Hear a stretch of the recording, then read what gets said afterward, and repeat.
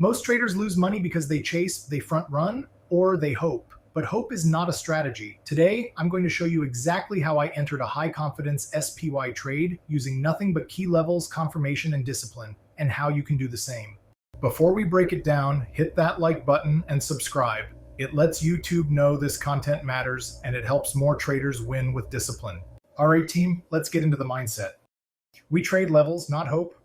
We stay disciplined, we stay patient. Everything I'm about to show you today comes back to that.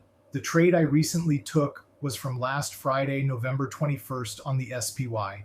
Before we dive into the specifics, let's look at what I saw heading into Friday's session, because planning is everything when it comes to options trading.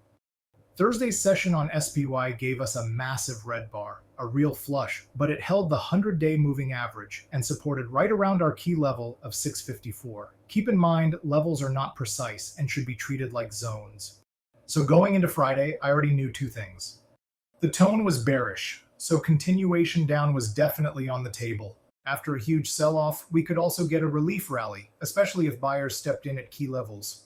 Pre-market Friday SPY was slated to open above $654. So that immediately told me my plan. If we dipped to 654 and held, I'd look long. If we broke below and rejected, I'd look short. That's what trading levels is all about, preparing for both scenarios and waiting for confirmation. Once the market opened, we sold down, but something wasn't adding up. The VIX, our volatility index, double topped, which is a bearish set. Bearish VIX means bullish stocks. Advanced decline was positive. This shows the number of stocks advancing in price versus declining. The VOLD was positive. This shows the volume flows into the market versus out of the market.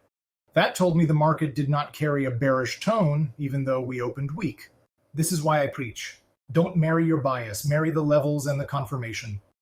Now let's go to the 2-minute chart. This is where the magic happened. SPY broke below $654, retested it, rejected it, but then formed a double bottom right on that same zone.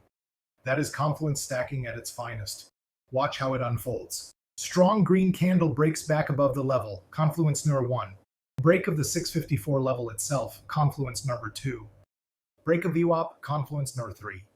A resting bar forms right on top of the $654 key level. This is a small bar that holds near the top or bottom of the previous bar, showing buyers, in this case, are taking a breather and no sellers were present to drive it down. Confluence number 4. At that point, that's not guessing. That's not hoping.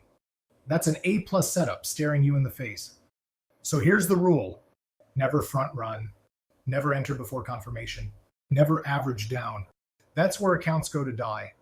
When the resting bar broke above 654.75, that was my signal. I entered 12 SPY calls for Monday expiration at $420 a contract. That's 4,200 total. My stop? Below the 100-day moving average and around 563. My target? The 5-day moving average at $660. That's a $5 move in the stock price, which should push my contracts to 4 to 5 times in value. That's a 3-to-1 risk-reward setup. My rule is minimum 1.5 to 1. So 5 to 1? I'm taking that every time. Once SPY broke higher, I moved from the 2-minute chart to the 5-minute to eliminate noise. Here's how the exits played out. The SPY took off and never presented a pullback or a reason to exit the position until it had already reached the first target around the 5-day moving average.